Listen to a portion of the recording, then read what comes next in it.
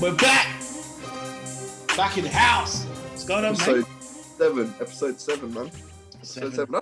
That's a reasonable number. That's a fair number. It's a reasonable number. You know, that's not. Yeah. Growth. Yeah, that's what it is. And everyone's. Well, I was about to say everybody's following us on Instagram. That's a lie. There's more people following us on Instagram, and we appreciate that. So it's growing. Yeah.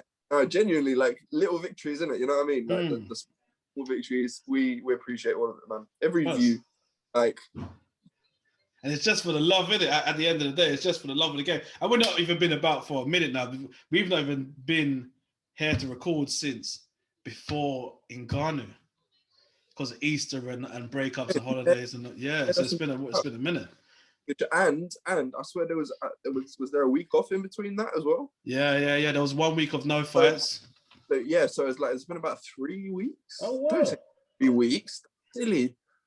I'm still in the lockdown vortex, even though everyone's talking about they're going out and everything's okay now. You should have seen the pub on my high road, bro. Woo!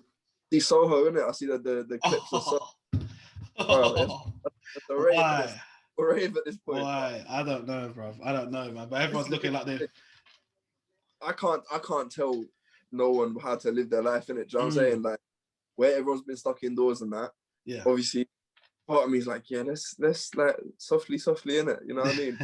Part of me is sort of on that kind of thought path. But another part of me is also like, look, everyone's been stuck inside for the last fucking year. Like, if you get to a point, if someone gets to a point where they're like, fuck it, I'm gonna go like kiss a lamppost and you know what I mean? If they get to that point, yeah, I get it. You know what I mean? Trust me, it's pushing everyone over the edge. We were talking. I was sitting down there. I was thinking. I said to my missus, "Should we just do a party? Should we just have everybody round and should we just do a party?" And then we was like, "Yeah, that sounds sick. That sounds sick." And it was like, hold on a minute. Do you reckon everyone's gonna be like, all right? Do you reckon anybody would tell us if they're not all right as well? And I was like, okay, this is we need to slow down, bro. Was on the cusp of sending out messages and that, bro. I was like, okay, cool, bro.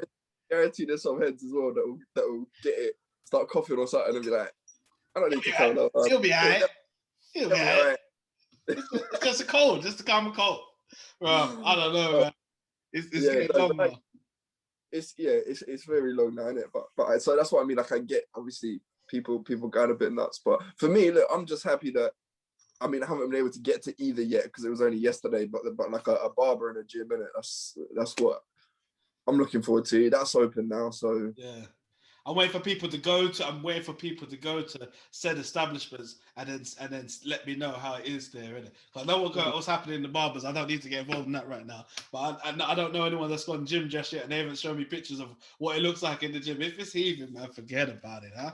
Forget it. Yeah, I mean, man, I know what you mean. And this is the thing as well, like, now that it's obviously, I mean, I used to do this before the pandemic anyway, to be fair, just because I like when they're quiet, innit? But now everyone's like trying to like predict when everyone else is going places. Do you know what I mean? Like going like, I'm gonna go to the barber mad early, on a Wednesday. On a Wednesday. But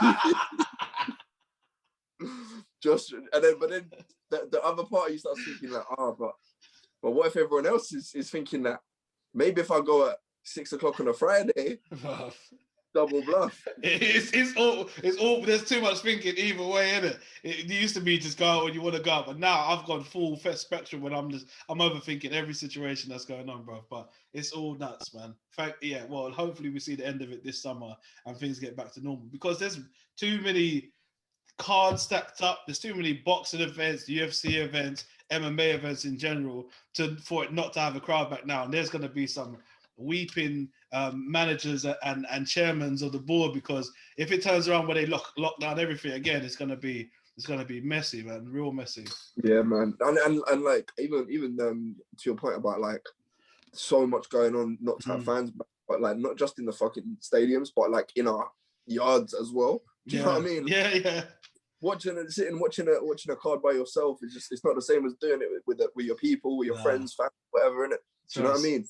So I'm looking for to like go to other people's houses and watch some fights and shit, man. Yeah, that would be a laugh. That would be a laugh. But so we seen it. Obviously, I was about to say, did you see Stipe? Did you see Ngannou? What are you thinking about this, man?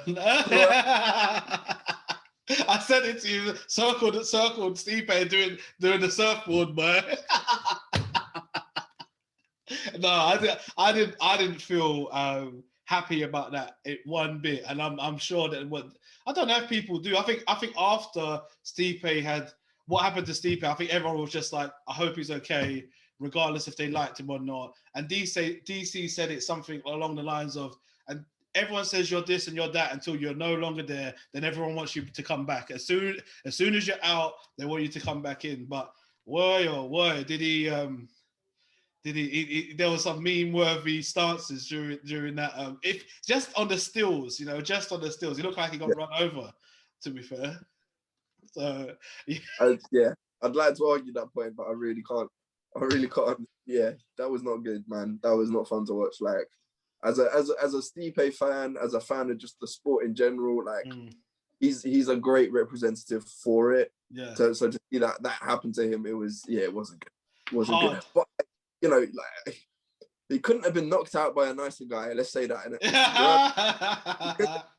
They're 1-1 now as well. It's like, yeah. You know what? I'm sort of taking a little bit of comfort in the fact that like it's someone as great as Ngannou that did it to him. I mean, because Stipe's got this whole prestige behind him, where it's like, oh, people are talking about heavyweight GOAT and all that. Do you know what I mean? For him to get just knocked out by anybody, that would hurt even more. The fact that it's Ngannou and it's kind of like a new era, and you've got someone who's not only, he's got like this incredible in-cage performance, but the story to go along with it, where people hear the story and are instantly invested in it. It's like, I can't not root for this guy, even when he's fighting someone that I'm such a fan of as Stipe. Do you know what I mean? Like, I kind of, if pushed, would have said I wanted Stipe to win. But then when the worst happens and it's like, oh no, he got knocked out brutally, it's not that bad. It's not that bad. It's, you know what I mean? Like, because it's like, that's when we find out how we really feel about it. That's a good perspective on it, and I never took the time to think about it from the angle. If it's gonna be anybody, let it not just be some bum off of the back of whatever, because he just cleared out the division. There's no one else left. Some other challenger just comes in and just takes the win. Let it be a big name to go on and then carry the mantle from that point on. So yeah, I never thought about it like that, and that's a good shout because I like Stipe for a lot of reasons, but not so much the reasons why I like watching MMA. You know what I mean? I like Stipe for the reasons of like for his weight, for his size, and I like the dexterity, the technical side of him, how he thinks in there. But I really do like what the another thing as well. All these people talking about African champions. Okay, well. Adesanya specifically, where was he born in New Zealand or was he born in Africa? Did he go to New Zealand? I think he was born in Nigeria, and I think he come when he was like, 10, didn't it? Okay, and yeah. No, he's Nigerian. They were born there. Okay, cool. Yeah, I wasn't quite sure, man, because I know Adesanya's been about the place, and I've had a little look in as to like his upbringing and whatnot. But I was just thinking, I was like, are you sort of just claiming the things now? I was like, okay, obviously I know Ngannou from there, and I knew that Kamaru was from there, from what I understand as well. So fair enough. Yeah, again, he was born there, but then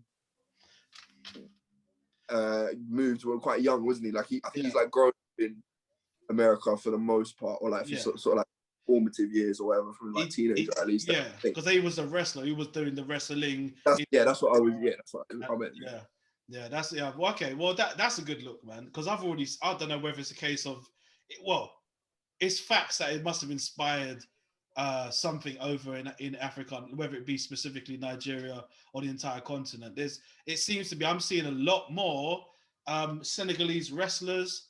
I'm seeing a lot more like just kids sparring, training, doing combat sports over there. So wow, and how much of a smack in the face would it be for somebody even like Ngannou to have just come into it later in life, not taking taking his whole life to, practice a martial art and do that since he was a child, come into it and be dominant in it. I think that's like, woo, that's going to shake things up entirely, man. So I feel bad for like the maybe not Yusuf, maybe not Yusuf, because he definitely was repping the flag though. But I think all the other Africans on the roster are gonna be like, oh, I gotta come with some, I gotta get the belt now, boy. Otherwise, what's gonna happen to me, boy? This pressure. Like, I mean, this is the thing with just like diversity in any kind of area. Do you know what I mean? When you see it and you see that the like the trickle down effects. Do you know what I mean? Yeah.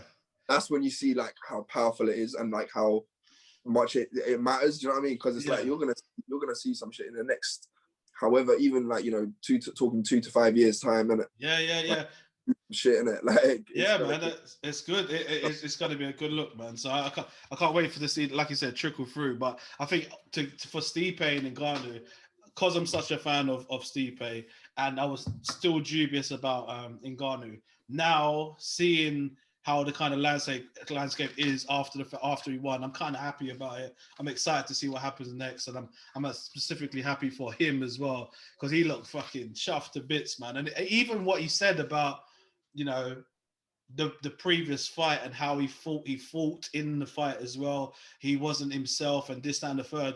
Boy, people say that sometimes, but yeah, this was it was chalk and cheese as far as his performance concerned. When he was doing the wrestling transitions, I was like, what? No. I mean, imagine what Stipe's fucking corner must have been like. Oh, fuck it, no.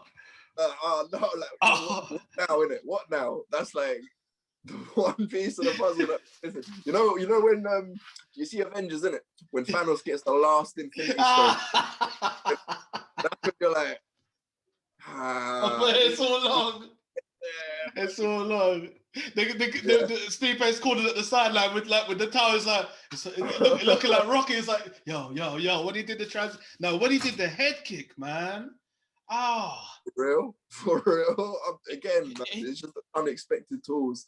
Like he did a bit of everything, and like, fair play to the guy. It's gonna be steamy next in that division, man. Where's Ngannou going now? Is it going to be directly into Jon Jones? It can't. It can be, but should it be? Like, if I'm down for it. Right, straight away, like this year type thing. Yep. I don't need to see any more from either of them now to know their, like, do you know what I'm saying? Like, obviously Jon Jones, come on, man, he's been doing this for a long time. Fucking like 12 years as a champion or some shit. I don't know. You know what I mean? Innit? Like, he's been doing it for now. That's that. Like, I don't care. It's Jon Jones. I don't care. I don't want to see him fight fucking Volkov or some warm up fight at heavyweight before getting the title shot. It's Jon Jones. You know what I mean? I don't want to see anything but Jon Jones getting a title shot at heavyweight. And Ngannou is ready now, because I mean, Stipe is obviously a very different challenge to Jon Jones. But like, he's the UFC heavyweight champion. We can't be like, oh, is he ready? Look, you're the UFC champion now. You're ready. That's what I want to see now, innit? Boy, there you go. However, though, this thing, like, I was thinking, right, and this is very good for the UFC. This is why Dana White loves Ngannou, innit? It's because they've got themselves another champion now that has that. I don't care who they're fighting. I'm for it. Yeah. Do you know what I mean? Because I was thinking the alternative, if there is no Ngannou Jon Jones, the alternative is obviously going to be Derek Lewis rematch. Yeah. And imagine this is the first fight was one of the most boring, terrible fights in UFC history. But you've done so much since then that you've got fans wanting to see a rematch of one of the most boring fights ever. Yeah. You know what I mean? Like, yeah. I do not care who Francis Ngannou is fighting next, as long as they're obviously worthy of a shot. Yeah. But regardless of style, name, I don't care, innit? That's the thing, because what happens if we happy with that?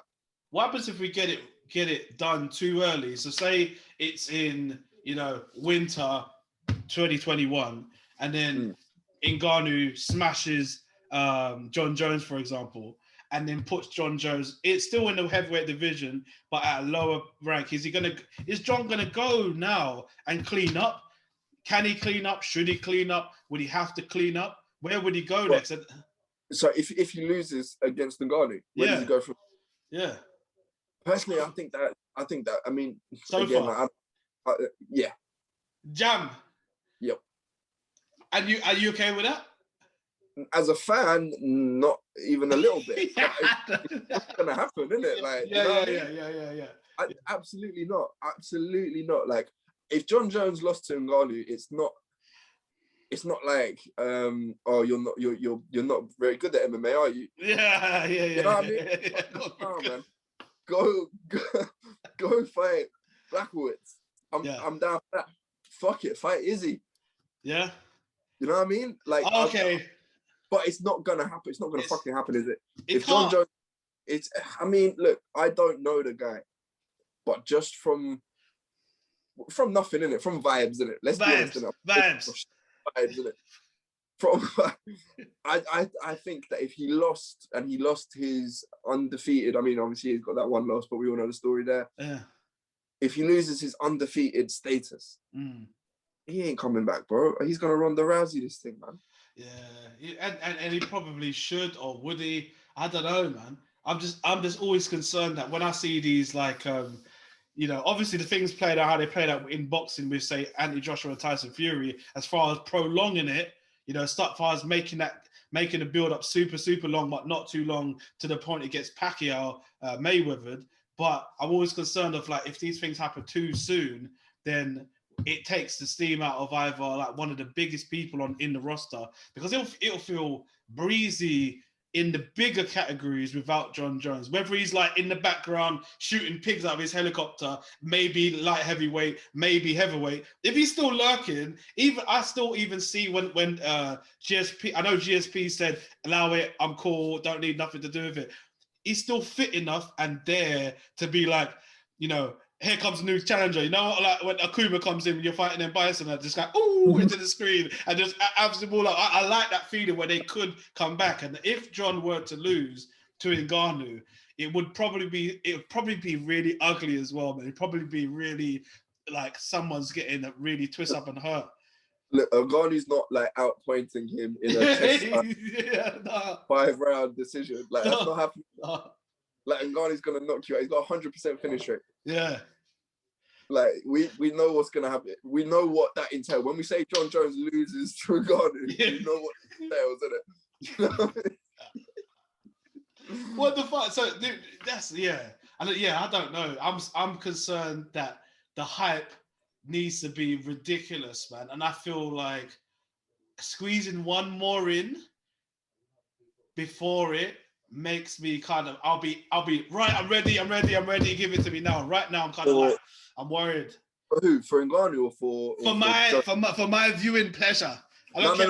But who's having one more fight? I would like both of them to have another fight. I'd like Ngannou to have an easy one. But this is the thing, right? There are no easy fights in MMA. There are no easy fights.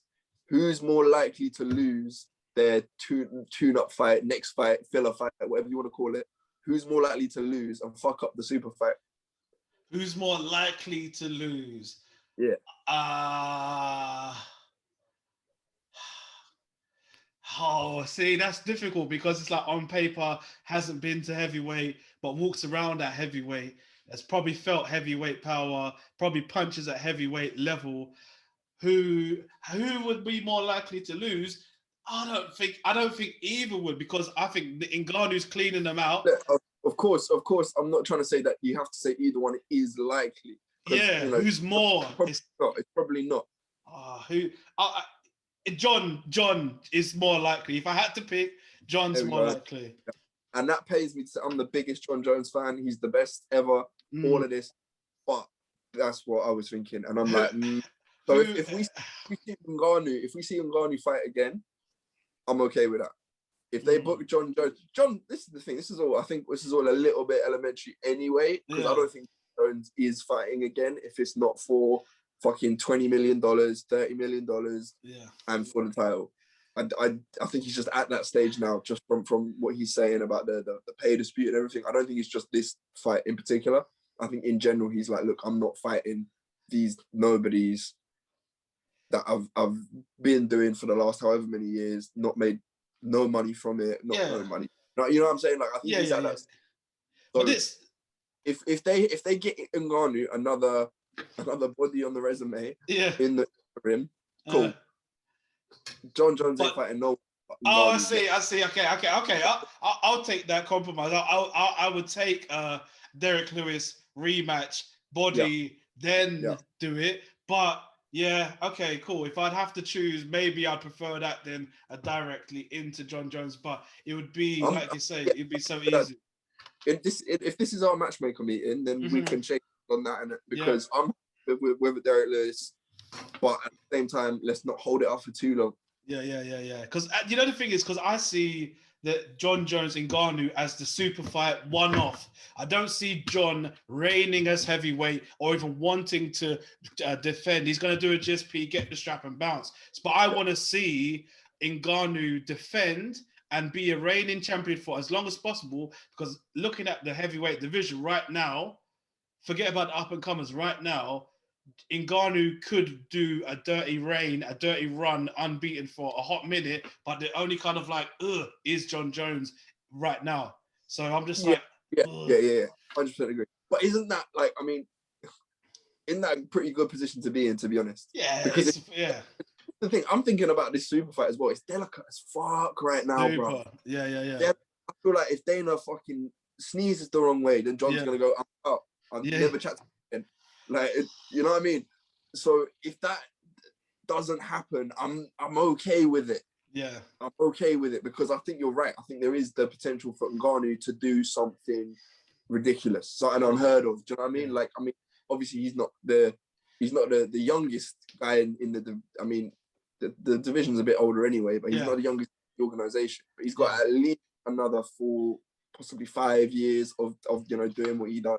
Yeah, it should be able to. It'll be good to see a really dominant reign because I missed that. I missed the. I obviously I like it and understand it that there's a quick switching of the belts, an interim, a retirement, an order, and everything in between. That's okay. I get it, but I love to see a dominant reign of a champion through a couple phases. So as much as this Jon Jones is super intriguing, a super fight, but it's gonna be a one-off, innit? So I'm just like, realistically, try to prolong it, but again, it's that fine balance between how long do you take and how long before you actually push the button. And fucking hell, you see how fly by night these things are. Anyway, you see the Conor McGregor tweeting at the beef over the bullshit, right? Every time, bro, I feel like every time Conor fucking sends a post from his phone, just fucking millions around the world just go off. He's getting on my nerves again, bro. I can't do it anymore, man. Oh. You know what the maddest thing is as well? Like, listen, bro. This is gonna turn some fucking Conor McGregor fan therapy session. But listen, when I heard the announcement, this is way back in it, like, well, I say way back, a couple of weeks ago, or whatever. I heard the announcement. It's official, July 10th. It's going down. The trilogy fight. My first reaction was, I can't do this again. Yeah. I was. I just thought, you know what? I really don't think I've got it. No, it's exhausting, bro. Bro, it's so exhausting. It's long. It's long, bro. It's just sticking the knife in, and let alone all of the recent events.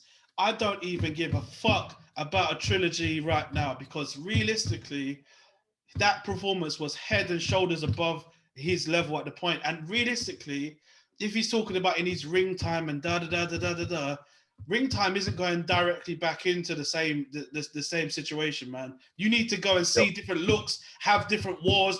Conor hasn't been in a war for Chad Mendes. 7 years. Fucking. We got Nate Diaz. Nate Diaz, that could be considered. Okay, yeah, you're right. Nate Diaz right. too. Yeah, you're right. You're right. Because he was taking damage. Like 4 years ago, like. Yeah, that's still fucking long as fuck. That blows my mind how long ago that is. So, like, realistically, where are you going? Where are you going? And for the fighter's mentality that we all know have grown to love him for him to say, small print, this is over because of semantics. I'm like, that isn't what we signed up for, mate. No way, no how. What are you talking about? Talking about clutch at straw. So if it's a case of, okay, so why would if you've done that, if whatever they're saying is as what they said, I asked for this and you said you was gonna do that. You're mad at each other. Guess what, lads? Don't have to talk about it no more. You can go in arms about it. How about that? That sounds like a perfect resolution right there. No, okay. What I'm gonna do is take money out of your pocket so you can say to your architect, I'm gonna not go for that extension. I'm gonna draw brakes and I'm gonna make it just a garage. Because Poirier has already been made rich off of this. So he's okay. And you can clearly tell the standards of living between a Dustin Poirier and a Conor McGregor. You want to live super flashy Rolls Royce with the Spinions, the 2020 twins and all that. Everybody else lives a bit differently. As rich as Khabib is and all of his cronies, maybe it's a religious thing, maybe it's a lifestyle thing, culture thing, whatever, maybe, but they don't live like that. They're rich as fuck, but they live a humble life. So you're telling me the best thing you could do is to spite me it's a bit of a bitch move is take money out of my pocket. No, I completely agree, bro. Completely agree. And what's worrying as well is that there's almost like no best case scenario, because if it's legit, then that's a bitch move. Yeah. And if this is kayfabe, shall we say, if this is storyline or whatever, then that's disappointing in itself, bro. Well, do you know what I mean? What you came up with, that's disappointing in itself. If this is your no more Mr. Nice Guy, and this is what you meant, that's almost just as, I don't know which I'd rather. And you know what? If I had the cat o' nine tails to flog my own back, I'd flog myself right now, yeah? Because you know what? I'm that much of a fanboy that I didn't even think for a second that did he just make this up to get some narrative to be angry? Because I forgot about the Mr. Nice Guy shit now. I forgot about that. But now he's sucking me in again. He's already played me already. And it's not he's only sent another tweet. You know what? I'm out of it. I'm fucking out of it. Makes me sick, bro. Like not only I'm never gonna be like I want to see Conor get his ass beat, because if I watch that Dustin 2 fight again in slow motion, that's enough. His head was going. So I'm okay. Yes. I'm okay. I don't want to see. I don't want to see that again. And it just burst the bubble of every kind of dream, hope, aspiration that every childish dream that you have to be invincible and be that superhero. And I hate that, and I don't want to see it again. And not only that, where are you gonna go now? Where are you gonna go now? What way are we talking about? What are you gonna choose now? And then throw wobbly because of something. I'm not doing this anymore because the reason why. Imagine. All right, so here's something you say to these guys, or you say to Conor, or people like Conor, our wealthy fighters, successful fighters, that they do it for the love of the sport. If you had no money, brethren, you'd be fighting in July. It's because you have so much money you could choose to not take this fight because you're rich enough. So that clearly says why you're doing it. You're not doing it for the love. You're doing it for the financial gain. If that's the case, you're doing it for the financial gain. Now you're gonna just keep on taking L's to line your pocket. And how long's that gonna last, man? Yo, imagine he starts getting dusted off every other fight, and he's just slumped to the back of the line. Oh, I remember Conor, that cunt. Oh, gosh. Harsh. Do you know what? It'll pain me every loss that Conor McGregor takes in life from this, but it will pain me, right? It will. But you gotta remove yourself from that and start looking at it like the way you gotta look at Conor now is almost like a fucking social experiment. You know what I mean? And just watch it with interest, like, okay, interesting, right? So he's had a done rather than getting invested that way. Do you know what I mean? It's hard, man. It's gone. It is gone. Of course, the reasons why we tuned in to see him fight, they've gone now. They've gone now. Like I said, I was kind of like half joking about what I said earlier when I first heard that the fight got announced. But in 100% serious, like in an all seriousness way, I didn't really get excited like that. I was more sort of. I'm sort of just now cautious as to like what's gonna happen. Do you know what I mean? Like I'm cautious, like all right, what kind of fucking scandal is he gonna come out with? Gonna say that's gonna be over the line now? You know what I mean? Like there's too many considerations that you shouldn't have to think about when it comes to a Conor McGregor. And you know, obviously I'm still gonna fucking tune in.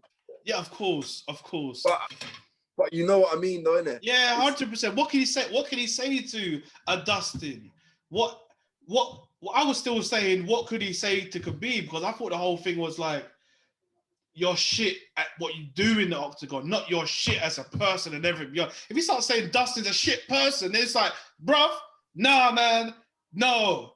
Yeah, you are now. So I'm just like, please allow me, take back the shovel, please. All you need to do is either say behind the scenes why you're out and what else you want to do, because I still would, I could still be turned around by a good performance, and even a close loss, but a good performance is fine. It's fine. I'm okay with that.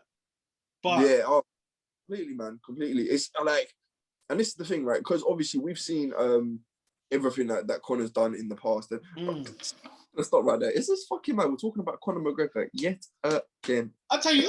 No, hold on a minute. Like, all right, I'll tell you what, man. I'll tell you what it is. What everybody should do when you lose is take a leaf out of the book of our guy Robert the Reaper Whittaker. Yeah.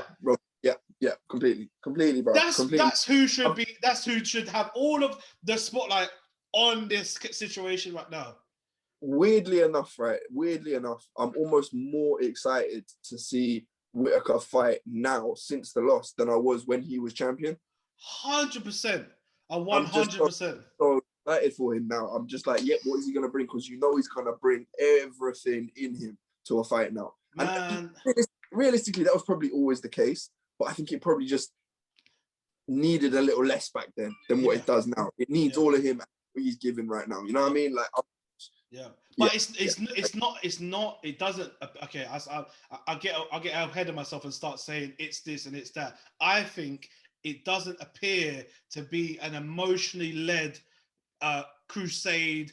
I'm going to prove this or I'm going to prove that. He's like, some days I go work and I get the ump and it's a shit day. But I've got to wake up tomorrow and go back to work same way. And when people start moving with that level of consistency and like moving towards the higher levels of I'm grinding this thing out for the long run, then I believe you come infallible, because not only are you saying to everybody that's watching, it don't matter if I lose or I win, I'm gonna be here tomorrow to keep fighting every other day, every other month, or every other whatever. When you start moving like that, if you do the Mayweather, archetype, if you follow that and you don't succeed and you're defeated, boy oh boy, very difficult to get back on this thing, So everything I've seen from Robert Whittaker, like you said, since that loss, he has been coming back stronger and stronger and stronger and stronger. It seems outside and inside the ring. It seems like the balance is there. He's not walking around like no super thug, but at the same time, it's like, boy oh boy, do you know he can hurt somebody if he wanted to turn it on, innit? So I think that guy needs to. I feel like that's one of my most looked at fighters right now. The ones I'm more tuned into. Even right now, I'm probably like as much of a fan as Robert as I was of Conor. No, I'm lying. No, I'm lying. No, I'm lying. All right. Okay. All right. No, I'm lying to myself. You ever Rob Whittaker a DM? Yeah, no. I wouldn't. Yeah, you're right. I haven't. Yeah, you're right. That's real. But he's doing good things, and I think that Kelvin Gastelum fight's not going to be an easy fight, but I think that he's moving on to other things. I think he's got bigger. I think he'll get it done. Yeah. I think he'll get it done, man. Like you said, I don't think it's going to be an easy fight, but yeah, I'll back him to get it done, man. Yeah. And like this is the thing. It's another fight where I'm a bit like, you just both win, like. Yeah. Kelvin's my guy. I love Kelvin. Trust, he's sick, but again, that there comes that point where it seems to be, and as I can only imagine how gut wrenching this must feel if you're like you get to your personal level of like expertise and mastery, but there's somebody that your peers are just got another gear to you, and maybe that's just where you are in the hierarchy. Mm. Maybe that must be a hard thing to swallow. I feel like Kelvin could end up there after 2 fights if he doesn't win, and I feel like I'm looking at Kevin Holland like he might be there where he might have got to his levels, and I don't know if he can add the wrestling aspect to his game to take him on to the next level, man. Because what Okay, did you all right, think about the fight, man? Did you okay, like it? no, I didn't. Mm. I didn't like it, and I what it was. I feel like I need to choose my word carefully here. Yeah, it could be sticky. Casual police alert. Yeah, I feel like that wasn't a like wrestling display of just pure skill by Vettori. You know what I mean? That was good. Like, don't get me wrong, when he did well and he did what he had to do to win the fight. Mm-hmm. But it was like, yo, Kevin Holland, you can like you're not doing the basic sort of defense of the, you know what I mean? He was doing nothing. He was doing basically nothing. Yeah. I didn't like it. Vettori wasn't giving to us something that's like, yo, we need to just behold this wrestling display before. It was like, yeah, you're just watching some guy who knows how to wrestle some guy who doesn't know how to wrestle. Nullified. You know what I mean? Yep.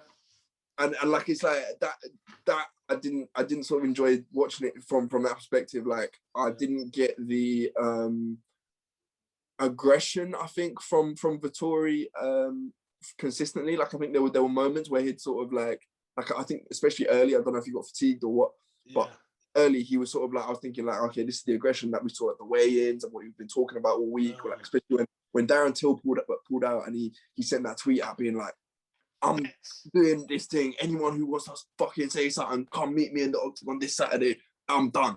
I was like, yo, this is it. You're doing everything right. Like I loved it. This was sick. I didn't see a translation of that into his performance in the octagon. Nah.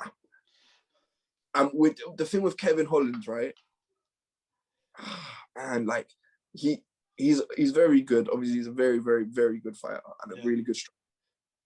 I feel like if he gets, there's a chance in it. Like if he gets just a bit more of a basic understanding of defense, no one's asking him to turn into fucking Khabib and start ground and pounding these decision victories and whatever. And like no one's asking him to do that.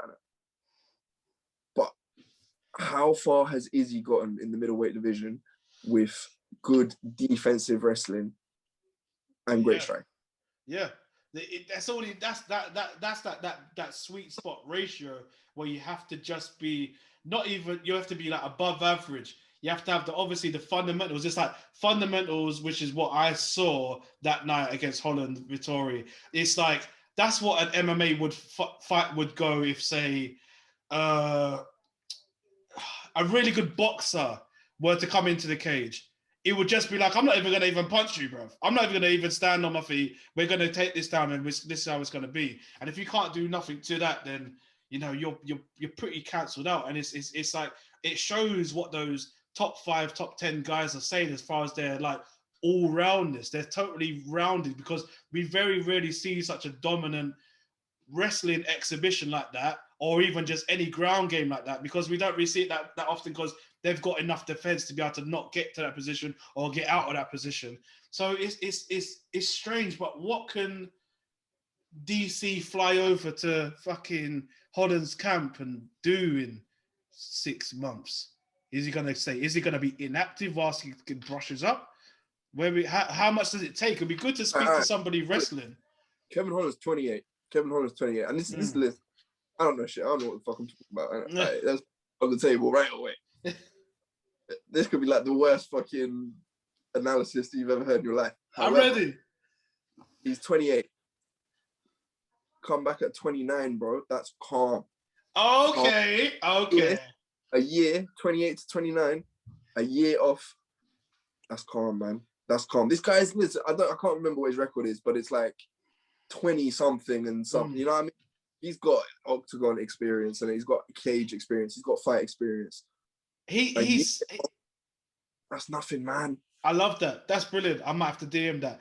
And another thing I want to add to that, what you just said there, he's condensed, I feel like 2 to 3 years worth of fights in 1/2 of a year with his activity now. So you're right there. He's brought himself a hiatus, ain't he? And with his age, that's fine. That's fine.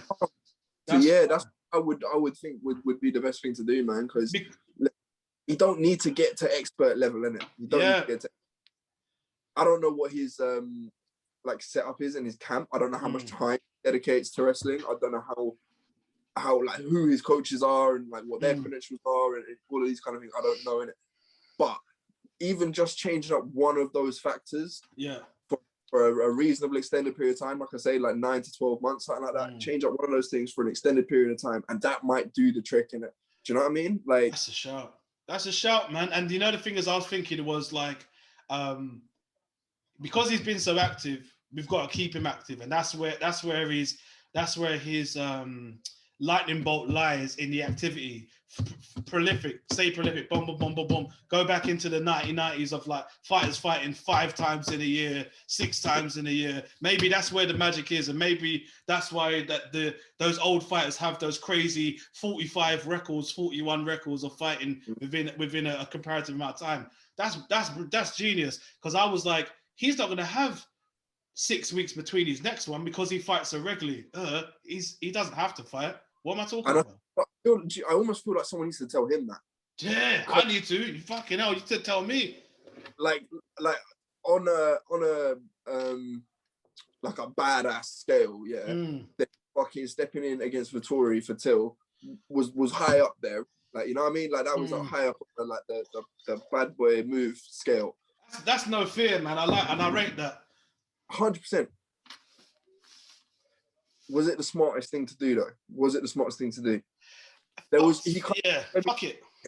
Like, Brunson, gave the rest of the division like a 101 on how to beat Kevin Holland, right? And you go and offer yourself up for someone else to do the same thing in a period of time after, so short, everyone knows you can't have made any improvements whatsoever, because it was like, what, 3 weeks ago?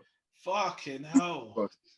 Yo, so in a yes or no, can you do this one for me? After the fight,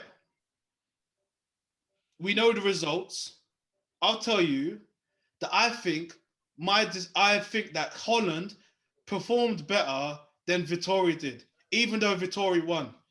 For like what you said, as far as what he did, short notice, knowing that he's probably going to go into the Lions Den, coming out of it like, yeah, he got pretty damaged up. He got marked the fuck up. It was a hard fight, yada, yada, yada. But Vettori was, after the second round, blowing. Every time up until the 5th, when he was standing on his feet, I thought, Kevin might hurt him now, man. Kevin's putting things together. His stock, as I keep on going back to GSP, I love the way what GSP said about stock of a fighter going up and down, up and down. Holland, for me, after Brunson was waning, because I was like, are you fucking crazy? What are you doing to do that? Do something better. Do more. He came in and he did more with the time he had, and I feel like after that fight, Holland's stock is up. Vettori is stock for me is going down. I was so excited to see an angry Vettori piece up somebody, you know. And I thought that realistically, I thought the Till and Vettori fight was going to be a real slobber knocker. After this, now obviously different fights, you got to change up look, do a different way, blah blah blah. His stand up, Kevin Holland stand up ain't shit on Till's, and Kevin Holland was putting hands on Vettori. Yeah, 100%. Yes. Done. Yeah. No, that was like, bro, you said it exactly. That's crazy off a loss, man. That's some MMA maths right there. Like, that's what I say, man. Like, Kevin Holland did really, really, like I say, on this like the bad boy move scale. Yeah. All up there. The smart career move scale, probably, you know, a little lower in it. A little lower. Just because of, okay, the only reason I say that, because I do agree with you. I don't, you know what I mean? Like, I do agree. But people kind of people forget these kind of the stock that you're talking about going up and down. People forget where last week, last month, last year. Yeah. People forget over time. That 0-2 in 2021, that's only now, that's forever. Yeah. You know what I mean? So that's why I sort of think it wasn't the smartest thing to do. But I rate you. I do rate him, man, because like he's a fans fighter. He's definitely a fan. You know what I mean? Like for a quote, I do love somebody that always love a fighter that throws caution to the wind to that degree. And it not only it's like it's what you do if you are a born and bred fighter, I believe anyway, or what I perceive to be a fighter anyway. That like, I've only got 2 weeks notice, but I've been fighting all my life. Come, it's only a man. Let's go and have it, man. What are you saying? Let's go and have it outside. Forget about all the talk. Let's go and have it. And I rate that. And it's just a shame because it's not a shame at all because, like you said, it will go on the record. It'll be there forever. But Holland's got time to come back. And like you said, I didn't put those pieces together about the time that he's brought himself now that he's had such a condensed amount of fights. He's like you said, he could have a year's worth of training. Like you said, if he goes and lives in a camp and goes and really goes for it, man, he could do something. He could have tremendous changes in a year. This thing, I bet you the thing is, like, time seems to be a bit weird with him. I don't know if it's just me, right? But I bet you wouldn't believe it if I told you it's been over a year since we've seen Kevin Lee, another Kevin. No, fuck's sake, man. Over a year since he lost to Oliveira. Okay. And then he said, and I remember him actually saying at the time, like, you lot might not see me for a little bit. I'm going to take a little bit of time. And I was like, oh no, because I like Kevin Lee. I like watching him fight. I like watching him talk fights. You know what I mean? Like I was sort of like, oh, that's a shame. And then the other day I saw a post of his mentioning it, being like, yeah, I'm ready to come back now. And I was like, oh shit, it's been a year already. Like, boom, not in a rude way, but I didn't notice he was gone. Yeah. And again, hats off to the people that are stacking up these matches that have us so locked in and in these conversations that last those amounts of time for the rotation to come, for everyone to go in, come out, man. So BJ Dillashaw's been out for over 2.5 years, and it feels ripe. That feels so ripe. If not overdue, I'm like, I want that needs to happen. That needs to happen right away. That needs to happen right away. And talking about that, well, not so much that, the division, the Dominic Cruz versus Sean O'Malley. Yes, please. Yes, please. Yes, some more of that. Please. Yeah. Please, sir, can I have some more? Yeah.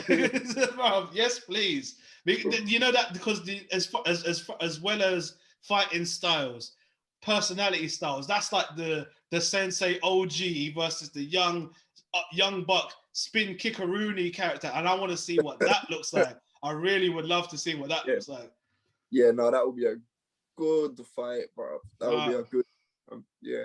Like, did you like the most recent Sean O'Malley fight? Did you? Obviously, it was entertaining. It was entertaining, right? Bro, it was so entertaining. It was. I wish I could tell you differently, but it makes you forget about when he was sat on the sofa talking about Cheeto and I think even in the was it at the fight before when Buffer was announced. I think he was like saying he was like, yeah, with a record of 12-1. Fucking God, bro! I swear to God, but it's such a performance in the cage. Yeah, shameless, bro. I'm back on it. I was telling him to go fuck himself a couple of weeks ago. I'm like, this guy's the future, man. In the future. You know what? I am still signed off on the outside the ring, and I've actively tried to disengage because I like him in the cage. I think in the cage is fantastic, and if that performance and that expression in the cage, you know, that's fine. But when I start hearing all of this stuff, and I get it, if you've got a niggling injury that keeps on recurring, and you know people know that that's your weakness, they're gonna exploit that. We know that, and it's a shame because if he's Achilles ankle, whatever the fuck it is, leads to him not being able to perform to the nth degree. Imagine how many footballers have been better than the best footballers, but just didn't make it to that level because of injury. That's just how it is, man. That's it. I'm sorry. Yeah, that's just how it is. But that fight was. There's no point even saying it wasn't entertaining, super entertaining. But what I didn't like is people. It must be a generational thing, youth thing, whatever thing. If his most poignant thought in his mind was the viral meme of the walkaway knockout, actually, thinking about it whilst I was saying it, if he's got this, the preservation of mind to be able to think about that during a high stakes situation like that, he must be cool as a cucumber. So maybe that's something to give to him as far as him be able to like just be zen with the things. Yeah, like he definitely gets marks for that. He definitely gets marks for it. Yeah. Yeah. If he lost, woo! I mean, you imagine? No, let's not even go there. I don't want to put my angry hat on today. But no, this is the thing where I don't like people unless your name is Mark Hunt. Unless your name is Mark Hunt, I don't like people calling their own KOs. I don't, wait for the ref, innit? Wait for the ref. Even if you're thinking to yourself, okay, I don't want to be a bastard. Man's clearly out cold. Like, wait there, ready, keep your hands up, act like you at least gonna punch him if he moves. You know what I mean? And then wait for this whole walk off, like throw your hands up, and then like was it Cara France that did it? Yeah. I think he's made. And Herb was like, you know what I mean? And he was like, and then he had to come back because he was like, okay, is it over or not? And he came back after celebrating, and he was like, gonna punch him again. And then Herb was like, no. Yeah. That was a madness, bro. Yeah. That was and don't get me wrong. Obviously, Herb's, Herb could have done better. Yeah. How you kicked off that whole situation by not for the ref to stop you. You know what I mean? For calling your own. That's a TKO. I say so. The ref's like, did you? Is that, do you call your own KOs? Yeah, you know what I mean? Never. It was weird. But as in that fight, it was almost like that was like a textbook of both sides of the coin, because exactly what you said there about you see somebody down, and that little bit in your mind where you think, oh, I don't want to what's his face? Hendo. I don't want to Hendo his face, right? But the second knockdown that Sean executed on him, he gave the ref. He walked over and said, "Referee, you better stop me! Stop me! Stop me! Stop me! Okay, you're not gonna stop me!" Boom! And even he said that he was like, "I didn't even want to do that. I didn't even want to do that." Am I being harsh? To say I would rather see that than see someone put their arms up, walk away, and then their opponent's getting back to their feet like. That's the game. That's the game we chose, man. No. And it's only sportsmanship that you don't do that. Yeah, no, exactly. And this is the thing, right? But like what Sean did was the perfect thing to do in that situation for me. Yeah. He didn't jump. He didn't Hendo him, like you say. He didn't do that. He didn't Hendo him. Just like diving. Nah, man. He gave like you said, he gave the referee ample time. Yes. Time limit was ample, innit? For the task. And that again shows his mind. Last resort, okay, cool. You're not gonna stop me. I'm gonna thump him again, innit? Yeah, because I think if you throw these referees into the situation where they've got to second guess themselves, that half a second time where they're not just like, this is what I'm gonna do. I feel like the ref was like, oh, he tried to stop his own fight before. I'm gonna stop the fight. And kind of like, it's not over till I say so. Keep going. I was like, he was like, go on, and then he was like, oh, he's got kids. Is he okay? All right, he's all right.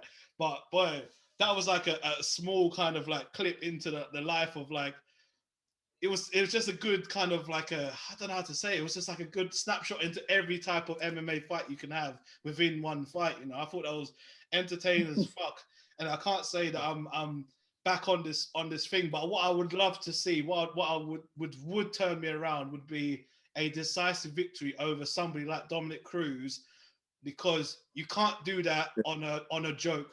You can't do that on a half-heartedness. I want to see it. I want to see a real performance and execution, and be able to stay the course as well. Because